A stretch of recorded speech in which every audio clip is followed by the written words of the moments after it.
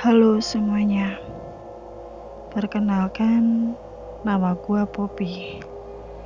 Di sini gue mau berbagi cerita tentang pengalaman pribadi gue.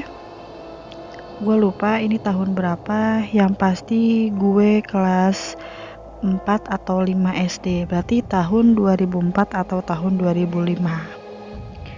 Jadi gue memang asli orang Kemayoran, tapi ketika tahun 2002 kelas 2 SD gue waktu itu, bokap gue mengajak sekeluarga untuk pindah ke perumahan di daerah Tangerang.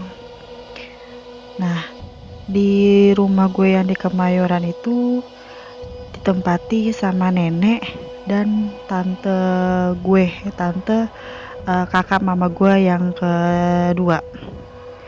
Nah, jadi setiap lebaran atau bisa dibilang pas malam takbiran, kami sekeluarga selalu sudah kumpul di rumah nenek gue. Jadi pas malam takbiran itu gak tahu kenapa nenek gue pengen banget ngumpulin semuanya, anak-anaknya, mantunya, bahkan cucu-cucunya untuk kumpul di ruang tamu. Mungkin karena gue waktu itu masih kecil ya, masih SD, gue juga gak tahu apa yang dimaksud bicarakan sama nenek gue. Pokoknya yang gue ingat di situ, nenek gue cuma bilang, jangan pernah berprasangka buruk, jangan pernah ngelakuin hal yang dilarang sama Tuhan, berbuat baiklah kalian selama kalian hidup. Pokoknya kalau gak salah yang gue masih ingat sekarang itu, nenek gue ngomong seperti itu. Nah, singkat cerita, sebulan atau 2 bulan kemudian handphone gue pun berdering. Pas gue lihat, ternyata tante gue yang tinggal bareng sama nenek gue di Jakarta itu nelpon. Dan tante gue pun berkata, "Pi, bisa kesini nggak? Ke Jakarta sama ibu, sama adek." "Kenapa Tan?" sapaku. "Gak apa-apa, kesini aja dulu. Nanti tante jelasin. Pokoknya jangan panik, jangan khawatir. Ke Jakarta aja sama ibu sekarang ya." "Tapi kan ini udah malam Tan, besok pagi aja, lagian juga angkot udah gak ada," sapaku. Memang kebetulan waktu itu habis maghrib ya, tante aku nelpon sekitar jam 6 lewat 15 menit atau lewat 20 menit. Pokoknya itu bener-bener kita habis sholat maghrib. "Ya udah, kesini aja dulu, nggak apa-apa, sama ibu sama adek. Sekarang ya, jangan lama-lama." "Ya udah Tan, nanti aku bilang sama ibu," sapaku. Ketika ibuku pulang dari pengajiannya, aku pun menyampaikan pesan dari tanteku. "Bu, ayo disuruh tante Bu ke Jakarta, gak tahu ada apa," kata dia. Nah, kebetulan ayahku sama abangku memang lagi liburan di Jakarta. Jadi aku, ibuku dan adekku lah yang pergi ke Jakarta di kala malam itu. Singkat cerita, pas kita nyampe di tol ya, keluar tol yang di samping Taman Anggrek tuh, angkot kita pun tiba-tiba mogok. Angkotnya mogok dan kita bingung mau naik apa. Mau naik mobil, kita nggak tahu jurusannya kemana-kemana. Mau naik transportasi yang lainnya kita juga bingung, karena kita selama ini kalau pergi ke Jakarta selalu menggunakan motor. Nah, ada kebetulan tukang ojek yang menawarin kita, "Mau kemana Bu? Malam-malam gini, sini saya anterin," sapa tukang ojek. Mamaku berkata, "Iya nih, mau ke daerah Hutan Panjang." "Berapa ya Bang?" "Udah Bu, naik dulu aja, nanti mah gampang bayarnya," sapa tukang ojek. "Karena bahaya Bu, udah malam-malam begini, cewek pula."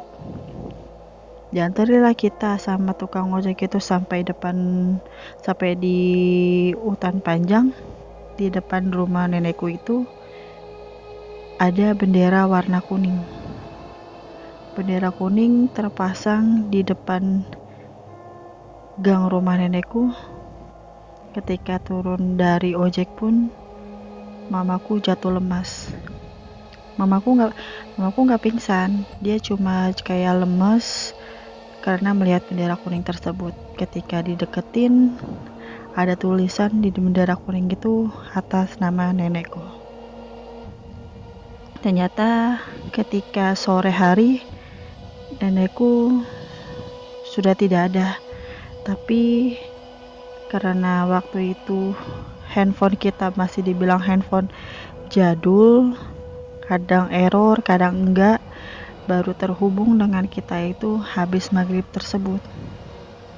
Singkat cerita, pas paginya nenekku selesai dimandiin, selesai disolatin, sedang dipakaikan kain kafan, karena rumah nenekku itu kan kacanya gede ya, dari ujung atap sampai ujung lantai itu kaca. Nah, kebetulan kaca jendelanya itu dibuka, dan untuk cucu-cucunya yang masih kecil itu nunggu di luar dulu selama lagi dipakaikan kain kafan. Jadi aku lagi aku lagi ngeliat di jendela ada kayak bukan makhluk ya, semacam kayak bayangan berwarna hitam siluet gitu, sedang berdiri di belakang orang yang sedang memakaikan kain kafan. Aku nggak tahu itu apa. Mungkin pikirku itu tetanggaku yang sedang membantu, atau mungkin itu salah satu sepupu-sepupuku, karena memang tidak terlalu kelihatan, ketutupan sama orang-orang yang lainnya. Tapi aku jelas banget kalau itu siluet, karena pas ketika tetanggaku sedang nunduk, siluet itu kelihatan jelas banget. Aku tidak menghiraukan dia, tidak bilang apa-apa kepada yang lainnya, hanya diam aja, karena memang aku tidak paham itu apa dan siapa. Nah, siangnya nenekku dimakamkan. Ketika malam harinya, keluargaku pada ngumpul semua di ruang tamu. Karena rumah nenekku itu pas mamaku masih muda pun bisa dibilang itu rumah angker, karena rumah bentuk tua yang dibangun sudah lama, agak reot, agak kayak kumuh juga. Kita pun takut untuk tidur di kamar atas, dan kita memutuskan untuk tidur semua di ruang tamu. Nah, di situ kebetulan ada tetangga aku, sebut aja Pak Santo. Pak Santo lagi ceritanya lagi cerita tentang almarhumah semasa hidupnya. Dia asik-asiknya sedang bercerita, sedang mengenang masa lalunya. Tiba-tiba di ujung lorong rumah nenekku terdengar suara orang seperti sedang mencuci piring. Kalian tahu kan suara piring beling yang sedang dicuci terus ke senggol dengan piring lain, berbunyinya ya seperti itu. Kita sontak diam beberapa saat, dan kita yakin kalau di kamar mandi atau di dapur itu gak ada siapa-siapa. Memang karena kita memang lagi kondisi ketakutan. Sebagian keluargaku ada yang di ruang tamu ngobrol sama Pak Santo, dan yang sebagiannya pun di depan teras sedang duduk-duduk aja, sedang ngobrol-ngobrol, ngopi-ngopi. Suara itu pun cukup lama, sekitar 3 atau 5 menitan, dan gak lama suara airnya pun kedengeran seperti orang sedang membilas piring yang sedang dicuci itu. Tuh, emak lu lagi nyuci piring, sapa Pak Santo. Jangan ngada-ngada deh Pak, orang emak udah gak ada, jawab mamaku. Itu mama lu lagi nyuci piring, bukannya dibantuin malah didiemin. Karena kalau menurut tanteku memang Pak Santo bisa melihat hal-hal seperti itu. Udah deh Pak, jangan ngada-ngada, udah tidur udah malam, kata mamaku. Nah, pas besok paginya tanteku selesai nyuci kain yang dipakai kemarin untuk nenekku. Ketika kainnya pun ingin bermaksud dilipat, tiba-tiba ada kayak sebuletan rambut. Kalian tahu rambut yang kusut, rambut yang rontok, ketika kita pegang pakai tangan itu berbentuk kayak gumpalan gitu kan. Gumpalan rambut di kain tersebut berwarna putih. Nah, kita yakin karena di keluarga kita pun gak ada yang berwarna putih rambutnya, rata-rata semuanya rambutnya berwarna hitam. Tapi ketika aku sedang melipat pakaiannya, ada sekumpulan rambut warna putih di balik kain ketika menutupi jenazah nenekku. Ini rambut siapa? Siapa tanteku? Kita pun gak bisa jawab, kita cuma diem aja.